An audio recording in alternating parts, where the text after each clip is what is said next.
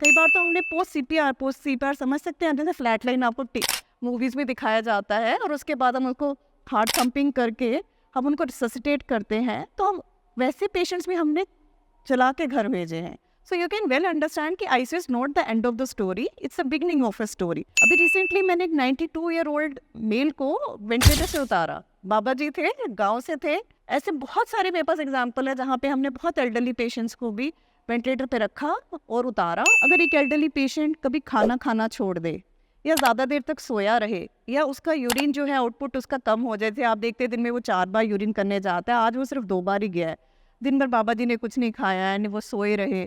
Food intake उनका 4 दिन से थोड़ा थोड़ा बड़ी मुश्किल से 1-1 चम्मच खिलाते हैं. These are all alarming science. ऐसे पेशेंट्स को सबसे पहले आपको हॉस्पिटल शिफ्ट करना चाहिए. जहाँ तक हमारे नारायणा हॉस्पिटल की बात है, ऑलमोस्ट हमारे पास 90 बेड्स ऑफ इंटेंसिव केयर है. हमारे पास बेस्ट इंफ्रास्ट्रक्चर है, प्लस हमारे पास हर तरह का कंसल्टेंट अवेलेबल है. मल्टी स्पेशलिटी होने का ये बहुत बड़ा फायदा है. नर्सिंग स्टाफ की रेशो बहुत अच्छी है कि 2 पेशेंट्स पे 1 नर्सिंग उसको देख रहा है. यहाँ मोबाइल वैन रहती है. वी हैव जम्मू का हमारा डे केयर सेंटर भी है. अगर आपको कभी भी इमरजेंसी हो तो आप डे केयर सेंटर पहले जा सकते हैं.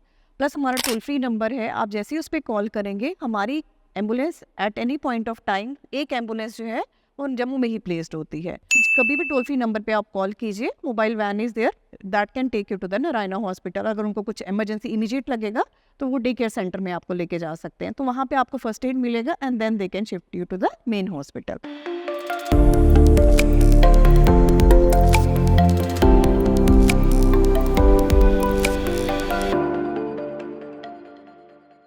नमस्कार, मैं ऋत्विक महाजन आपका स्वागत करता हूं towards health, sponsored by Shri Mata Vaishno Devi Narayana super speciality hospital and Nimbark organics. इस शो के माध्यम से हम आप तक लेके आते हैं एक्सपर्ट पैनल्स ऑफ डॉक्टर्स जो कि आपको मदद करेंगे लेने में right health decision at the right time. इसी मुहिम में आज हमारे साथ जुड़े हैं डॉक्टर वेनिला चोपड़ा जो कि एक इंटेंसिविस्ट है. डॉक्टर वेनिला से हम जानेंगे कि इंटेंसिव केयर में पेशेंट को कैसे डील करना है और एक इंटेंसिविस्ट होने की क्या अहमियत है. तो डॉक्टर साहब, आपका स्वागत है हमारे शो में. शुक्रिया, thank you. So doctor vanilla, मैं सबसे पहले जानना चाहूँगा कि इंटेंसिविस्ट का क्या रोल होता है पेशेंट ट्रीटमेंट में. बहुत ही पिक्युलर टर्म है इंटेंसिविस्ट, और किस तरह का रोल रहता है आपका पेशेंट ट्रीटमेंट में और किस तरह का पेशेंट आप तक आता है. ऐसे कि जो इंटेंसिविस्ट होते हैं बेसिकली हम लोग जो है आईसीयू में काम करते हैं. अगर कोई क्लेमैन पूछे व्हाट इज इंटेंसिविस्ट, तो सिंपल है कि हम लोग आईसीयू में काम करते हैं और फुल फ्लेज आईसीयू ही देखते हैं. कोई भी पेशेंट जो सिक होगा, जिसको एक मॉनिटरिंग की ज़रूरत है या इंटेंसिव केयर की ज़रूरत है या फिर उसकी डिजीज़ जो है प्रोग्रेस कर चुकी है, जो हम वार्ड में उसको कैटर नहीं कर सकते हैं एंड कुछ भी किसी टाइम भी हो सकता है, उसको हम आईसीयू में लेते हैं सो दैट एक 24 घंटे की मॉनिटरिंग और एक उसको अच्छा बेहतर ट्रीटमेंट मिल सके. दैट इज़ द वही रोल है इंटेंसिविस्ट का. सो काफ़ी पेशेंट जो कि इंटेंसिव केयर यूनिट में जाते हैं और उनकी फैमिलीज भी एक पैनिक सिचुएशन क्रिएट हो जाता है. तो वो पैनिक मतलब किस तरह की साइकोलॉजी होती है और आप कैसे वो साइकोलॉजी को डील करते हैं, क्योंकि मैं समझता हूँ कि पेशेंट केयर के साथ साथ उनकी अटेंडेंट केयर भी बहुत ही ज़रूरी हो जाती है. तो वो कैसे डील किया जाता है आप तो बिल्कुल 100% राइट कह रहे हैं कि एक पेशेंट तो चलो फिजिकली सफ़र कर रहा होता है और कई बार वो कोमाटोस सिचुएशन में भी होता है, उसे पता ही नहीं होता मेरे साथ क्या हो रहा है. मेन जो प्रॉब्लम है that is with the attendants. Attendants का क्या रहता है, एप्रीहेंशंस बहुत रहती हैं.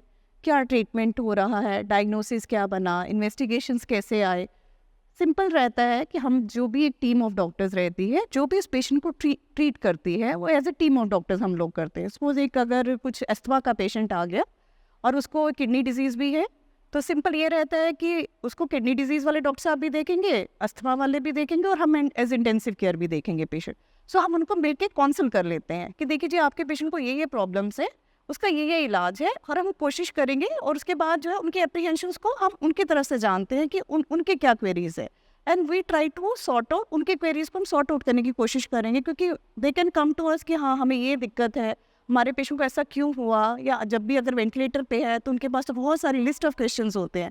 तो we always try to cater those questions, उनकी एप्रीहेंशंस को बात करके ही एम्पैथी से और प्लस उनको एग्जैक्ट सिचुएशन बता के कि हाँ ऐसी सिचुएशन है, तभी हम कैटर कर सकते हैं. जी डॉक्टर वेनिला, जब आप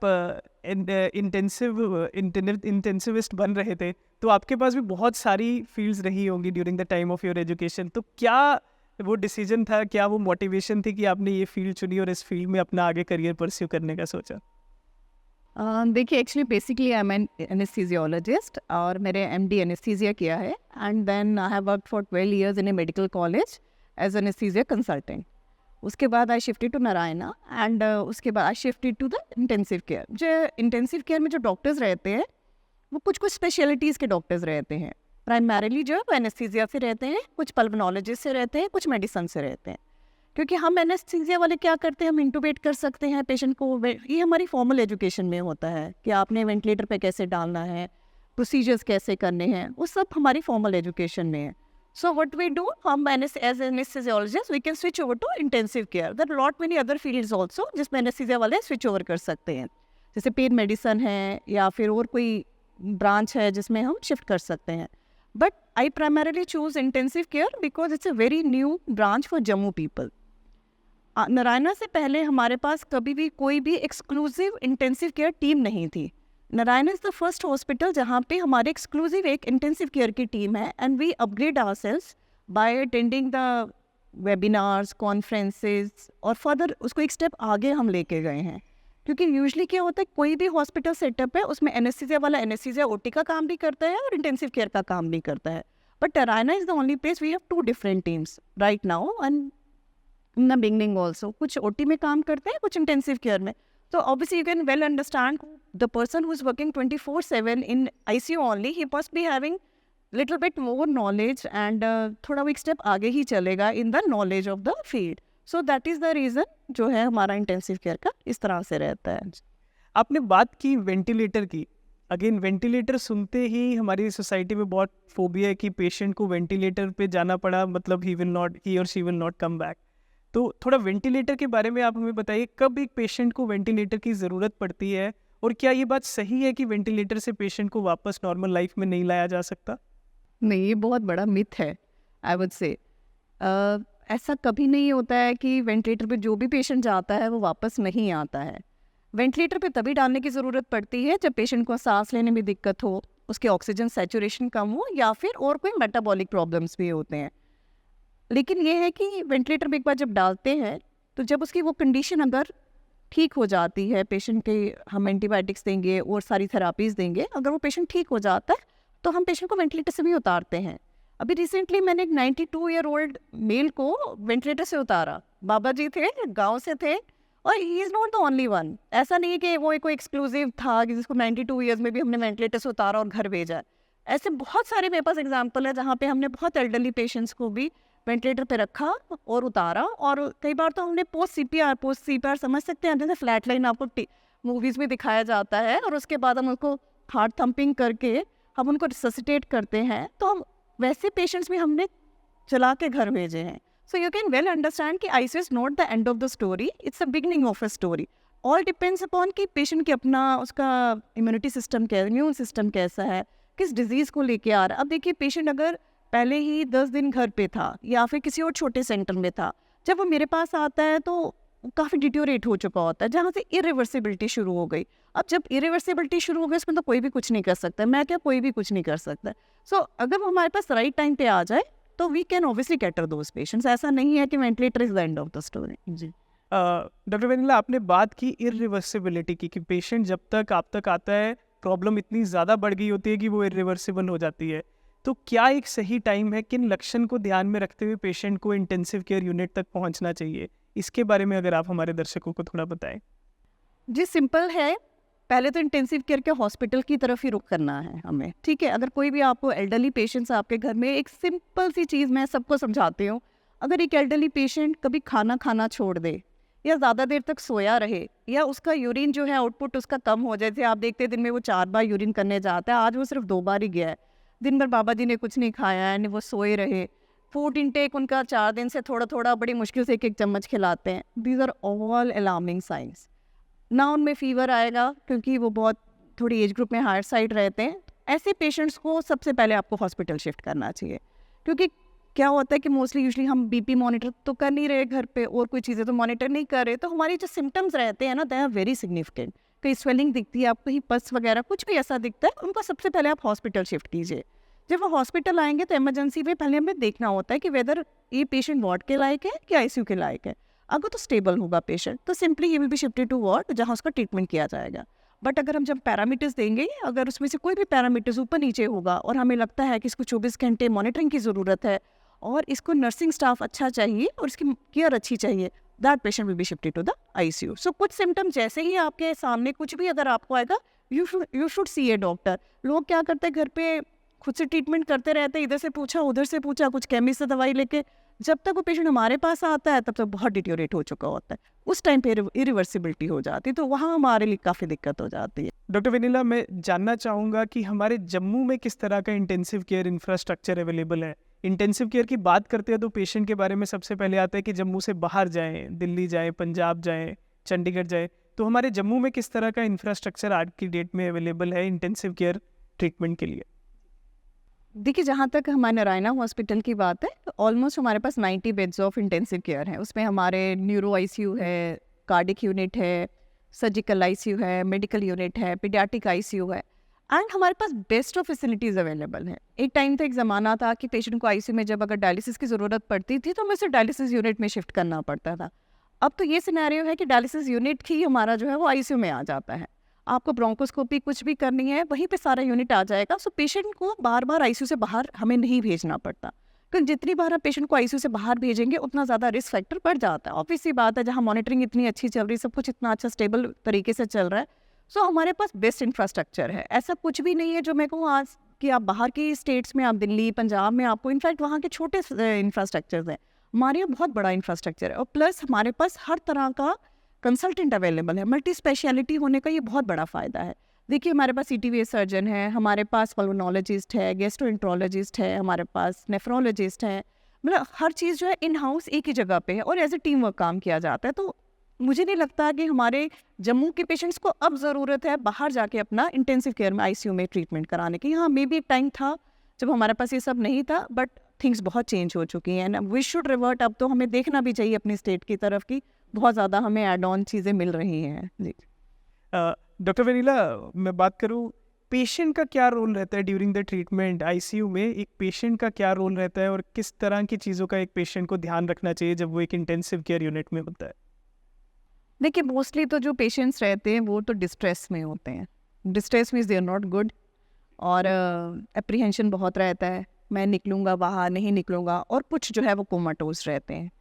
सो इट डिपेंड्स कि पेशेंट तो सिंपल है, ही सरेंडर्स, हमारे लिए वो हम अपने आप को सरेंडर करता है, तो हमारी भी रिस्पॉन्सिबिलिटी और बढ़ जाती है।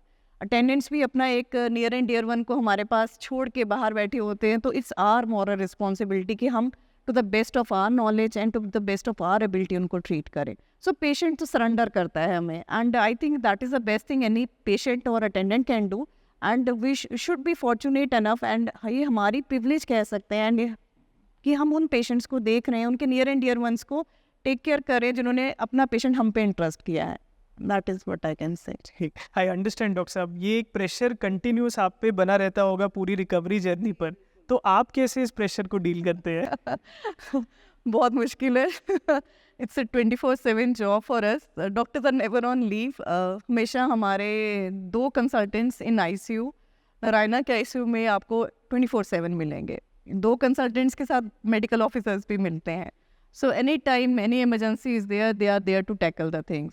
और बहुत जल्दी मॉनिटरिंग बहुत अच्छी है, नर्सिंग स्टाफ हमारा बहुत ट्रेंड है, नर्सिंग स्टाफ की रेशो बहुत अच्छी है कि 2 पेशेंट्स पे 1 नर्सिंग उसको देख रहा है। यू कैन वेल अंडरस्टैंड कि जो बाकी जगह पे जैसे 12-13 पेशेंट्स को 1 नर्स देखेगी, आईसीयू में सिर्फ 2 पेशेंट्स को 1 नर्स देखेगी, तो आप कितने अच्छे से, और मॉनिटर आपको 24 घंटे है। सो हमारे लिए तो stress level is always very high because we have to be very quick. कुछ भी हो जाता है तो विद इन सेकेंड्स एक्ट करना पड़ता है। तो लॉट मैनी थिंग्स। एक तो सबसे पहले है फैमिली सपोर्ट। अगर हमारी फैमिली सपोर्ट ना हो, we are nowhere. Husband, family, बच्चे। कोविड टाइम्स में ही ऐसा हुआ कि हम 15-15 दिन अपनी फैमिली से दूर थे, just on video calls with them. So you can understand the stress factor at that moment also. Routine में भी ऐसा ही रहता है कि यू नेवर नो, आज सुबह हम निकले हैं तो हम कितने बजे घर आएंगे, उसका कोई टाइम लिमिट नहीं है। कुछ एमरजेंसी आ गई तो मे बी आप 1-1.5 घंटा, 2 घंटे भी आप रूटीन से भी आप, तो कोई कंसिडरेशन में नहीं है। बाकी है मेडिटेशन है, योगा है, जो आपकी हॉबीज़ है वो परस्यू करते हैं, थोड़ा बहुत चिल आउट भी कर लेते हैं फैमिली के साथ। सो दैट इज़ उसी से स्ट्रेस रिलीव होता है हम लोगों का। तो आपने बिल्कुल जैसा सही बताया कि कोविड में बहुत ही कठिन समय रहा और बहुत ही मुश्किल आई, आपको काफ़ी दिन फैमिली से भी दूर रहना पड़ा, और इसीलिए शायद डॉक्टर्स को हमारे देश में कोविड वॉरियर्स कहा गया, ये श्रेणी दी गई। तो truly we salute that spirit कि जिस तरह आपने पूरे देश की सेवा की और लोगों की जान बचाई। कोविड के दिनों में कोई एक ऐसा किस्सा जहाँ पर आपने क्विक डिसीजन मेकिंग की बात की, तो क्विक डिसीजन मेकिंग हुई, और कोई एक ऐसा किस्सा जिसमें पेशेंट आईसीयू तक आके रिकवर हो कि आज अच्छी ज़िंदगी जी रहा है अपनी? ऐसे तो बहुत सारे किस्से हैं। और कोविड में तो इतना पैनिक मोड था कि अटेंडेंट्स खुद ही जो अपने उनके केयर टेकर्स थे वही छोड़ के चले गए।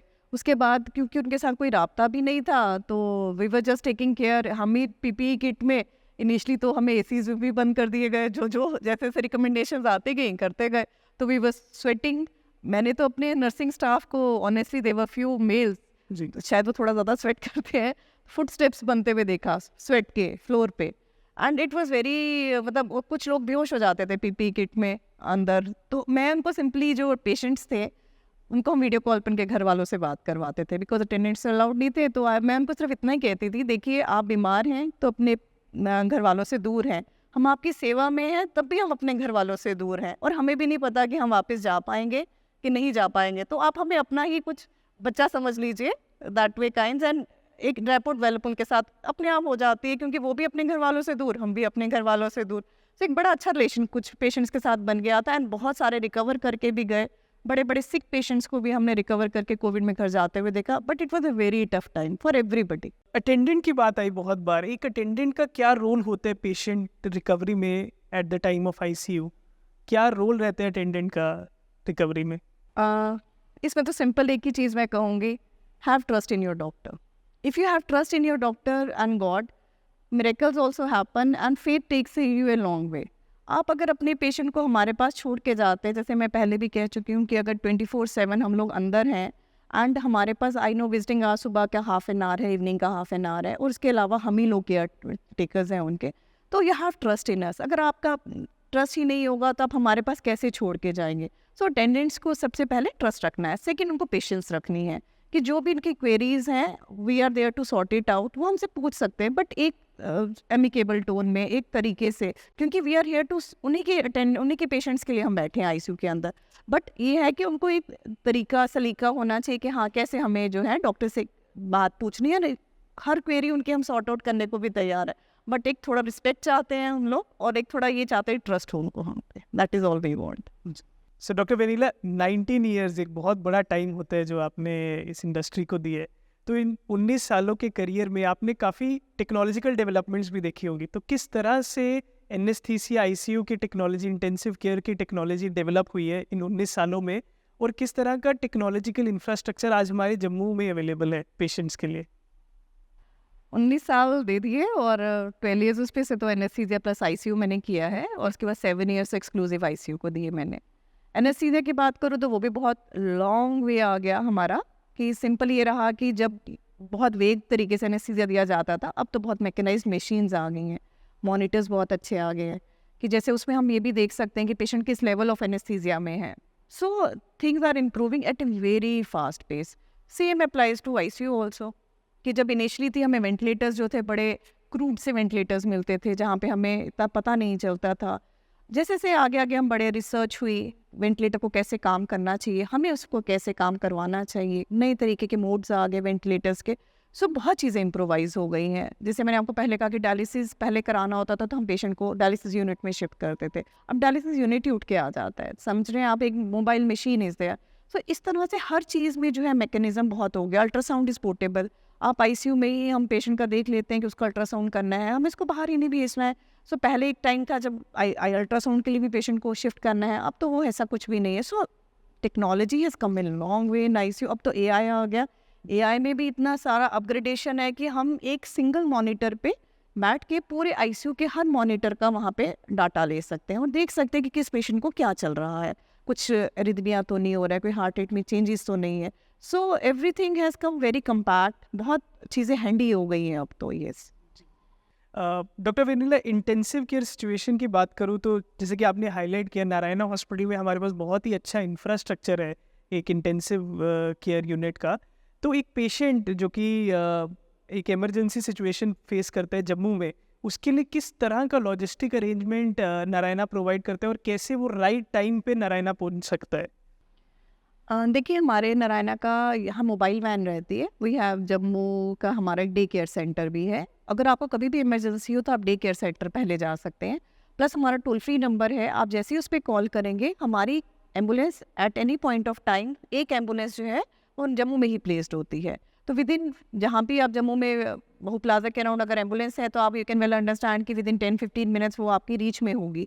तो आप कभी भी टोल फ्री नंबर पे आप कॉल कीजिए, mobile van is there that can take you to the Narayana hospital. अगर उनको कुछ इमरजेंसी इमीडिएट लगेगा तो वो डे केयर सेंटर में आपको लेके जा सकते हैं, तो वहाँ पे आपको फर्स्ट एड मिलेगा and then they can shift you to the main hospital. Doctor Vanila, जैसा कि हमने आज मेरे लिए तो बहुत बड़ी लर्निंग थी कि इंटेंसिविस्ट का क्या रोल होता है, ये हमें जानने को मिला।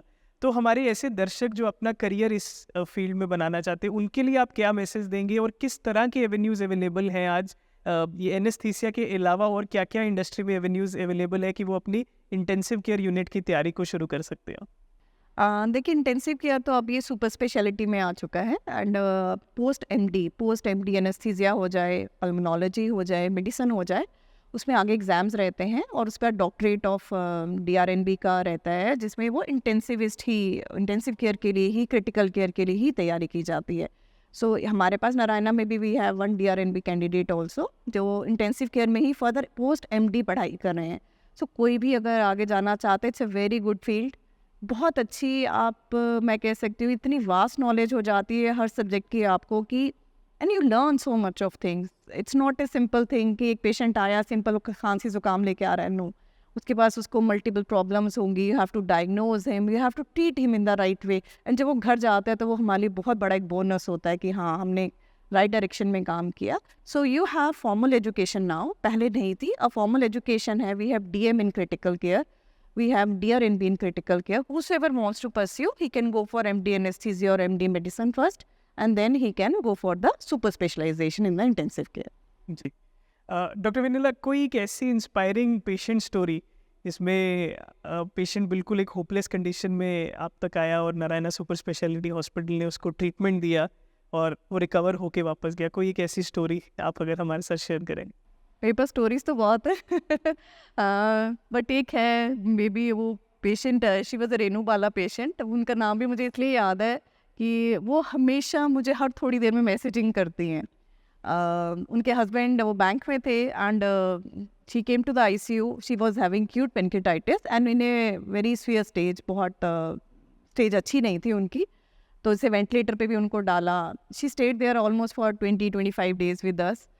समझ लीजिए वो मौत के मुंह से वापस आई, तो उनके husband was very thankful to us. उसके बाद जब भी वो आज भी हॉस्पिटल आती हैं, वो मुझसे मिलने ज़रूर आती हैं, और जब भी कोई भी हमारा क्या त्यौहार होता है सो कॉल्ड, सो वो हमेशा मुझे मैसेजिंग करती है और बीच में मुझसे कॉल पे भी बात करती है। बहुत अच्छा फील आता है।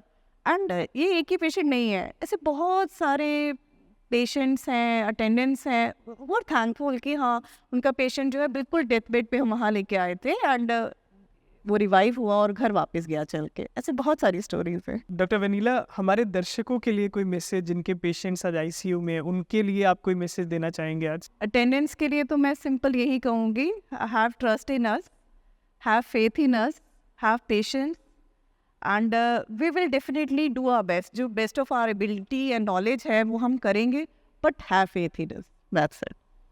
जी डॉक्टर वेनिला, ट्रेनिंग का बहुत इंपॉर्टेंट रोल होता है एक ICU में, खासकर नर्सेज का और बाकी स्टाफ का, पैरामेडिकल स्टाफ का, साथ ही साथ डॉक्टर्स का भी। तो किस तरह का ट्रेनिंग इंफ्रास्ट्रक्चर होता है एक ICU में? देखिए जैसे Narayana we are a triple NABH hospital.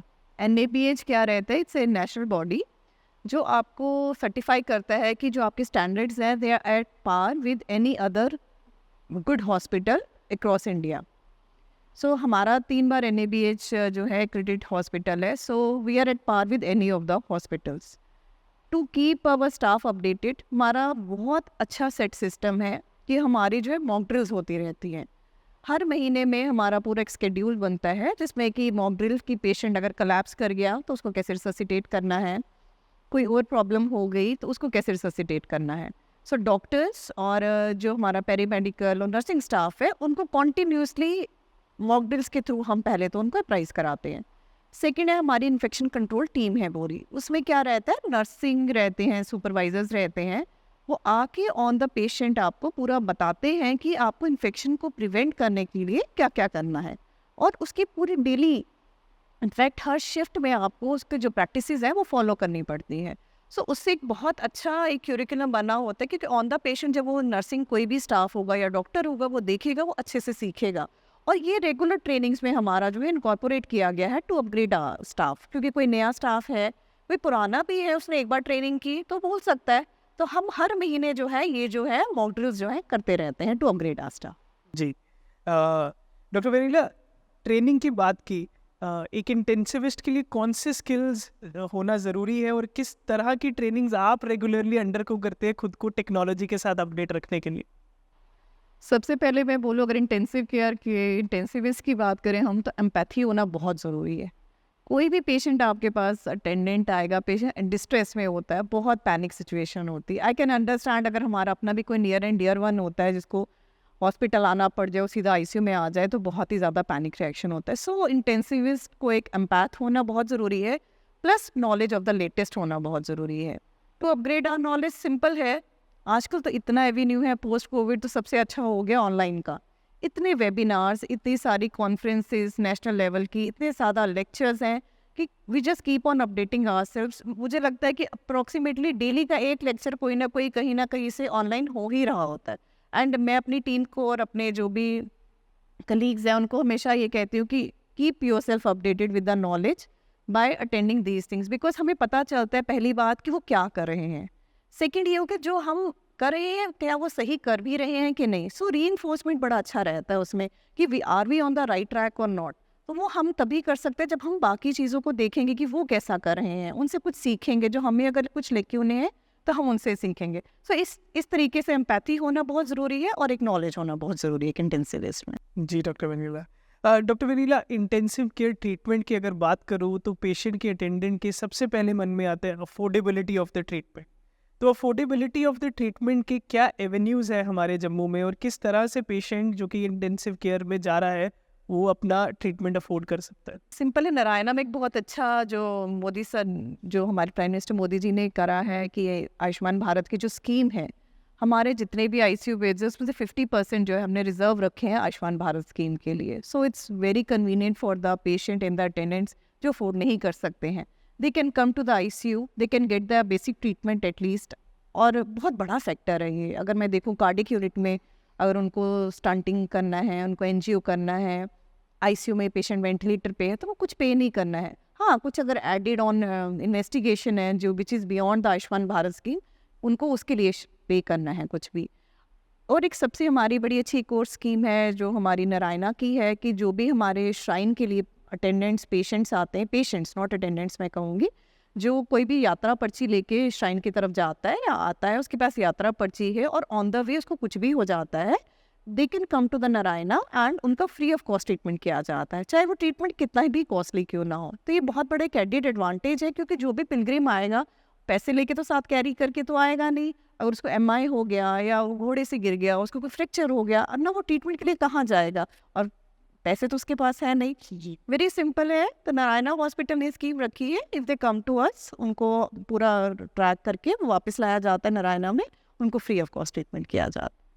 I think doctor vanilla, ये तो बहुत ही अच्छी मुहिम है जो जी, नारायणा अच्छा। हॉस्पिटल ने उन पिलग्रिम्स के लिए चलाई है जो कि यात्रा के लिए जाते हैं और किसी तरह की हेल्थ ऑब्लिगेशन उन पर आ जाती है। तो एक डॉक्टर होने की अहमियत में आपको पेशेंट अटेंडेंट के साथ साथ पैरामेडिकल स्टाफ को भी बहुत बार डील करना पड़ता होगा ऐसी पैनिक सिचुएशंस में, जिसमें एक पेशेंट बार बार डिस्ट्रेस में आकर के नर्सेज को कॉल करता है, अपनी फैमिली को कॉल। तो उस सिचुएशन में आप क्या काउंसलिंग करते हैं पैरामेडिकल स्टाफ को, पेशेंट को और उनके अटेंडेंट्स को?